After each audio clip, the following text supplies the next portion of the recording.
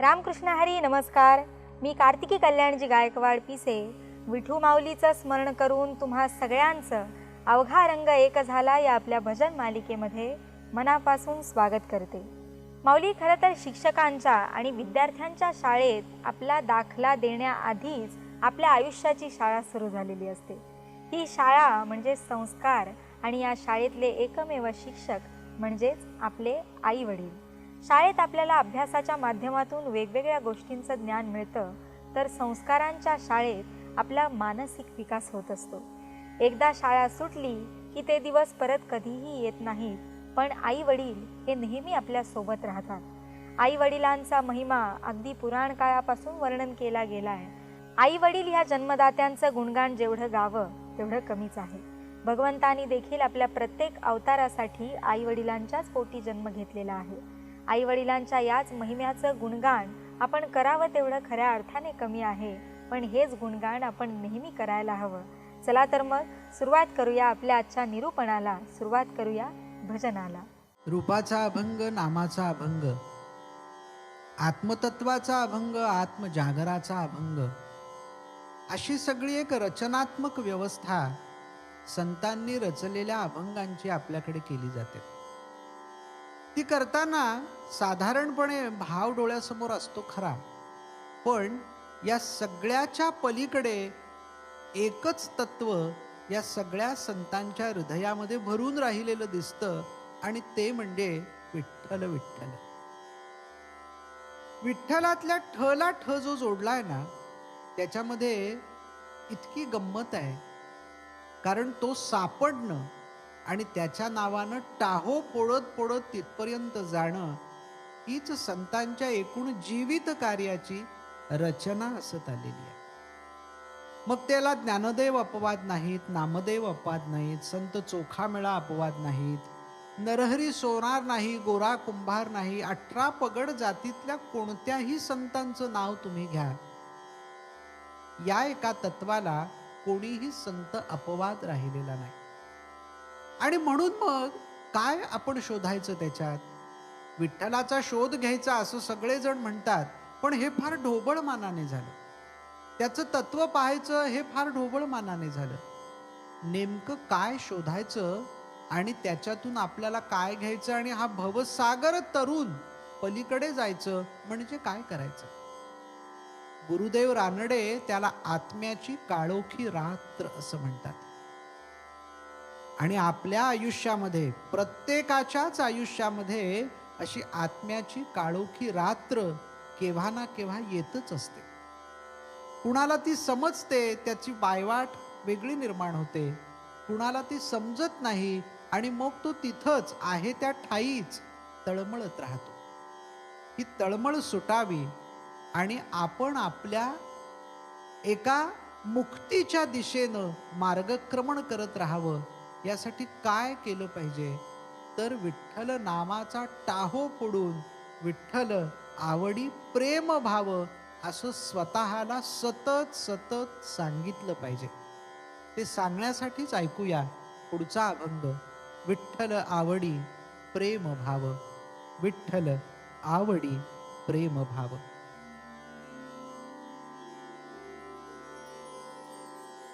विठ्ठल नामाचा रे Tahoe, Vitthal नामाचा रे Tahoe,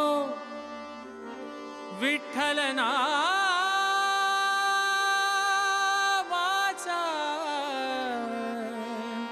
रे Tahoe, Vitthal आवडी प्रेम भाव.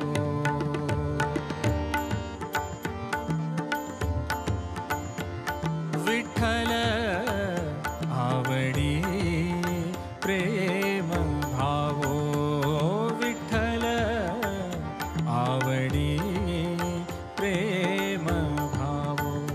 विठ्ठल नामाचा रे Tahoe, Vitthal नामाचा रे Tahoe, Vitthal नामाचा Tahoe प्रेम भावो विठ्ठल आवडी प्रेम भावो विठ्ठल आवडी प्रेम भावो.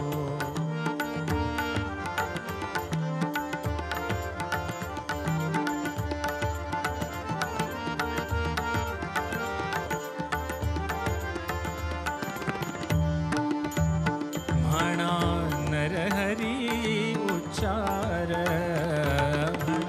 नरहरी उच्चार म्हणा नरहरी उच्चार कृष्ण हरी श्रीधर कृष्ण हरी श्रीधर कृष्ण हरी श्रीधर हेची नाम आम्हा सार म्हणा नरहरी उच्चार म्हणा नरहरी उच्चार.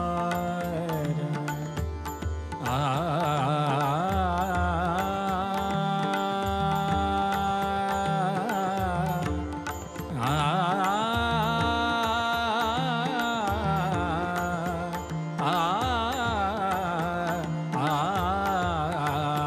म्हणा नरहरी उच्चार संसार तरावया संसार तरावया प्रेम भाव विठ्ठल आवडी प्रेम भावो विठ्ठल आवडी प्रेम भावो.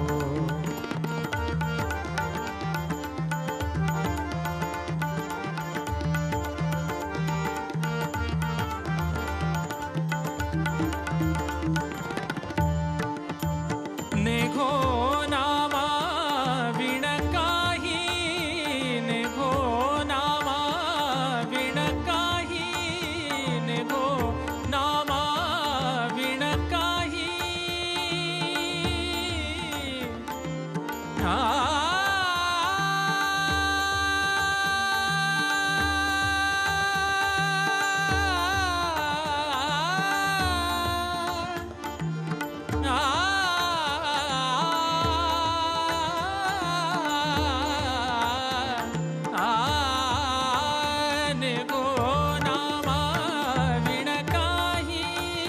विठ्ठल कृष्ण लवलाई नामा म्हणे परलो पाय विठ्ठल कृष्ण लवलाई नामा म्हणे तरलो पायी विठ्ठल विठ्ठल म्हणताची विठ्ठल म्हणताची विठ्ठल म्हणताची प्रेम भावो विठ्ठल आवडी प्रेम भावो विठ्ठल आवडी प्रेम भावो.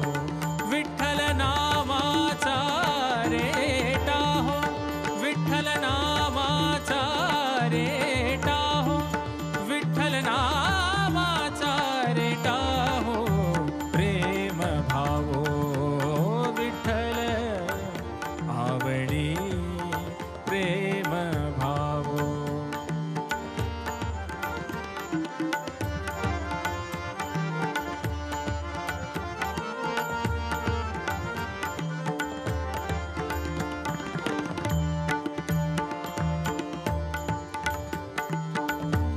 कानडा राजा पंढरीचा कानडा राजा पंढरीचा कानडा राजा पंढरीचा निराकार तो निर्गुण ईश्वर कानडा राजा पंढरीचा कानडा राजा पंढरीचा वेदा नाही नाही पळला वेदा नाही नाही कळला अंतपारयाचा कानडा राजा पंढरीचा कानडा राजा पंढरीचा कानडा राजा पंढरीचा.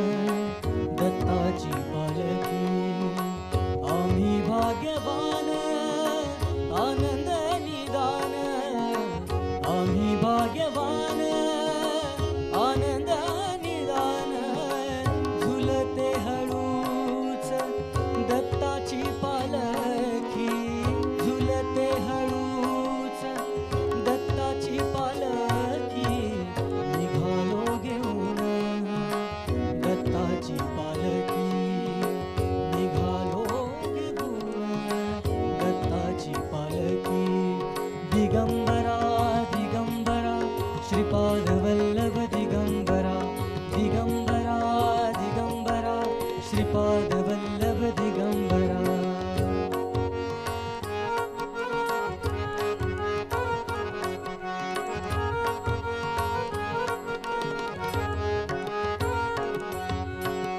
रत्नांची आरास साज मखमली त्यावर सुगंधी फुले गोडवली रत्नांची आरास साज मखमली त्यावर सुगंधी फुले गोडवली झुळूक कोवळी चंदना सारखी झुळूक कोवळी चंदना सारखी निघालो घेऊन दत्ताची पालखी निघालो घेऊन दत्ताची पालखी दिगंबरा दिगंबरा श्रीपादवल्लभ दिगंबरा दिगंबरा दिगंबरा श्रीपादवल्लभ दिगंबरा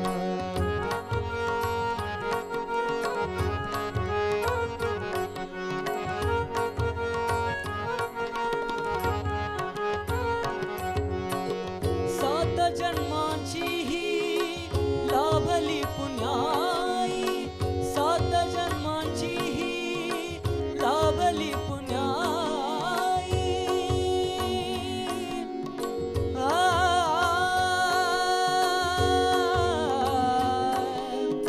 आ, आ,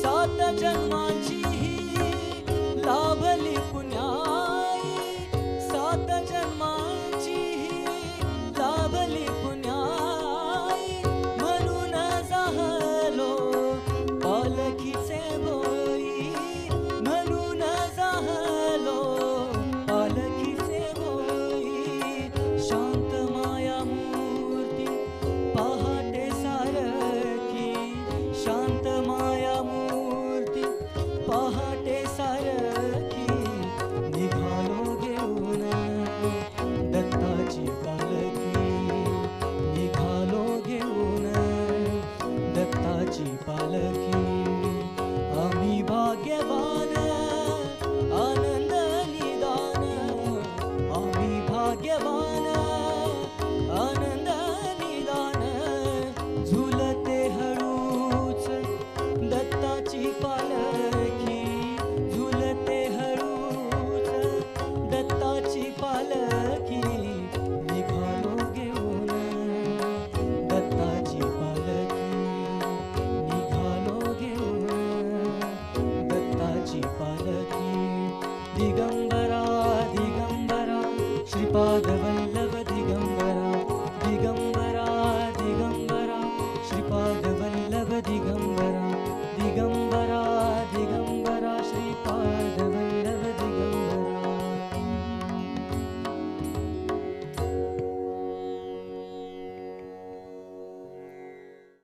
रामकृष्ण माऊली पंढरीचा पांडुरंग म्हणजे अवघ्या महाराष्ट्राचं दैवत. असं म्हणतात की जो चिंता करतो तो दुखी राहतो, परंतु जो चिंतन करतो तो मात्र सुखी होतो. माणसाचे गुरु परंपरा ही खूप मोठी आहे.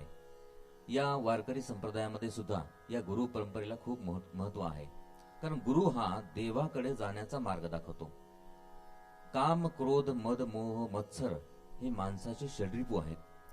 माणसाला भावना आहेत म्हणून ही षड्रिपू माणसाच्या या भावनेत येतात. खर तर गुरु हे सर्व षड्रिपू दूर करण्याचा प्रयत्न करत असतो. म्हणून या वारकरी संप्रदायामध्ये नामाला खूप महत्व आहे. कारण नाम घेता घेता माणसाच्या ज्या भावना असतात त्या भावना सर्वोच्च अशा पातळीवर जाऊन एक विठ्ठलाचं वेगळं रूप आपल्या मेंदूमध्ये, शेवटी मेंदू हाच माणसाच्या भावना नियंत्रित करत असतो. आणि हे नाम घेता घेता माणूस तल्लीन होऊन जातो विठ्ठलाच्या रूपात. या मातीमध्ये, झाडामध्ये, पानामध्ये, फुलामध्ये सगळीकडे विठ्ठल असा सगळीकडे भरून उरलेला आहे. म्हणून या विठ्ठलाचं नाम घेता घेता आपण विठ्ठलमय होऊ आणि अवघा समाज अवघा मन विठ्ठलमय करू, अशी ही भावना या अभंगातून व्यक्त होते आहे. खर तर आपण वारकरी पंढरीला जातो, कार्तिकी असो की आषाढी असो.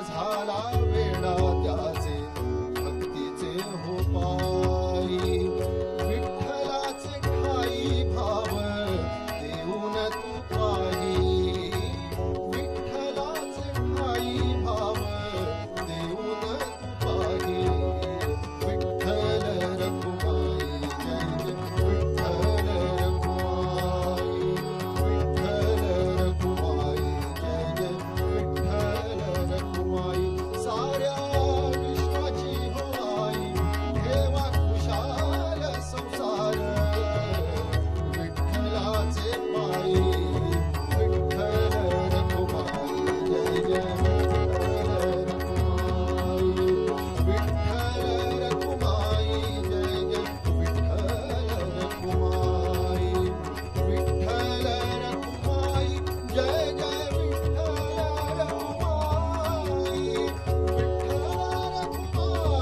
जय जय विठ्ठल रखुमाई विठ्ठल रखुमाई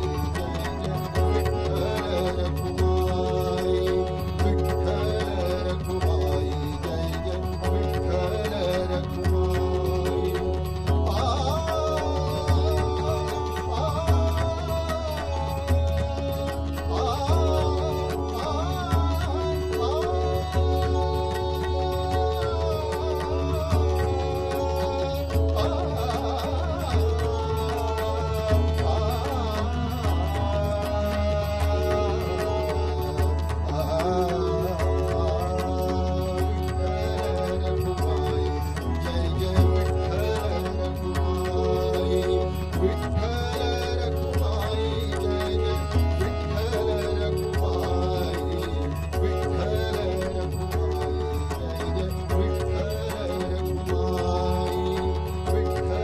रखुमाई जय जय विठ्ठल रखुमाई विठ्ठल रखुमाई जय जय विठ्ठल रखुमाई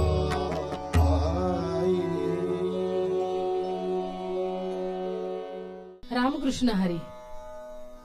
माणसाला भक्ती संगीताची अनुभूती ही अंतर्मन सुखावून टाकणारी असते. अशाच काही संतांच्या रचना, अशाच काही कवींच्या, गीतकारांच्या रचना माणसाचं मन अंतर्भूत करून टाकतात. त्यातल्या त्यात माऊलींच्या रचना, साक्षात पांडुरंगाच्या रचना माणसाला किती सुख देऊन जातात हे सांगता येत नाही. यातल्याच काही रचनांचा आपण खुद्द प्रत्येक व्यक्तीला अनुभव पण येऊन जातो. तो साक्षात्कार कुठे कुठे रचना गाताना घडून जातो, रचनेविषयी बोलताना घडून जातो. त्यातल्याच आनंदाचा भाग म्हणजे माऊलींची भजनं, माऊलींची अभंगवाणी, माऊलींच्या रचना. तू माझी माऊली, तू माझी सावली. माऊलींना किती रूप आहेत.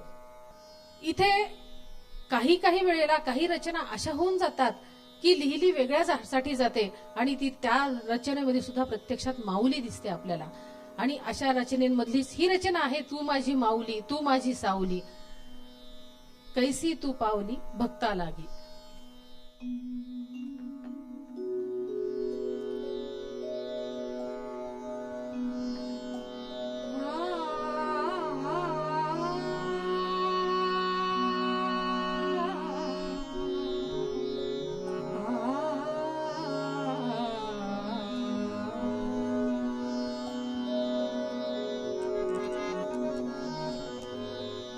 तू माझी माऊली, माऊली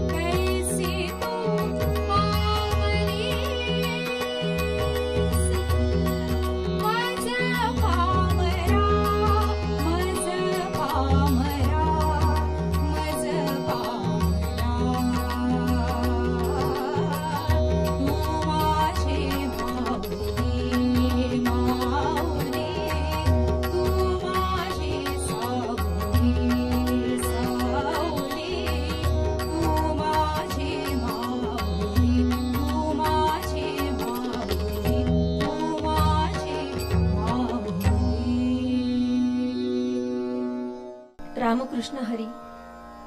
हृदयी साठले स्वरूप सुंदर, तेणे चराचर व्यापलेले.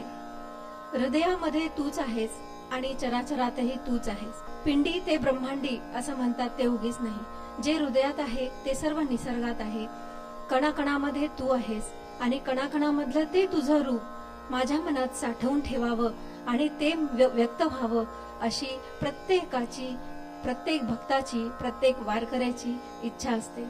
दिंडी वारी ही दरवर्षी भक्तिभावाने, भक्तिरसात चिंब होऊन अगदी नाचत नाचत वारकरी पूर्ण करतात. विठ्ठलाचं सुवर्ण किरीटधारी रूप, विठ्ठलाचं मकर कुंडलधारी रूप आणि विठ्ठलाचं केशर टिळाधारी रूप हृदयात साठवून आणि त्याच्या चरणावर नत होऊन त्याला नमस्कार करणं हे जीवनाचं इप्सित बनून जातं आणि वारकरी त्यामध्ये तल्लीन होऊन जातो. हेच रूप सुंदर सावळी मूर्ती ही साजरी, भागातीरावरी पंढरीत.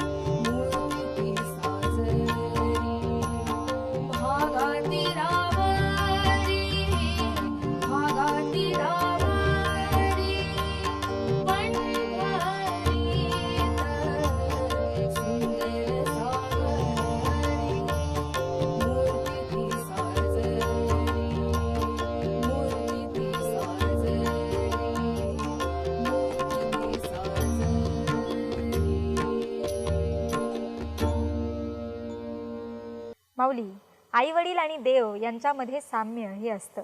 आई वडिलांची मनापासून केलेली सेवा ही देवापर्यंत पोहोचते हे सगळ्यांनाच ठाऊक आहे. भक्त पुंडलिकाने तर आई वडिलांच्या सेवेसाठी चक्क विठुरायाला ताटकळत ठेवलं. पण भक्त पुंडलिक आपल्या आई वडिलांची करत असलेली सेवा पाहून विठुराय देखील कटेवर कर ठेवून विटेवर शांतपणे उभे राहिले. माऊली, आता वेळ झाली इथेच थांबण्याची. आपण पुन्हा भेटूया तुमच्या आवडत्या कार्यक्रमात, ज्याचं नाव आहे अवघा रंग एक झाला, उद्या सकाळी 7 वाजता फक्त आपल्या झी मराठीवर.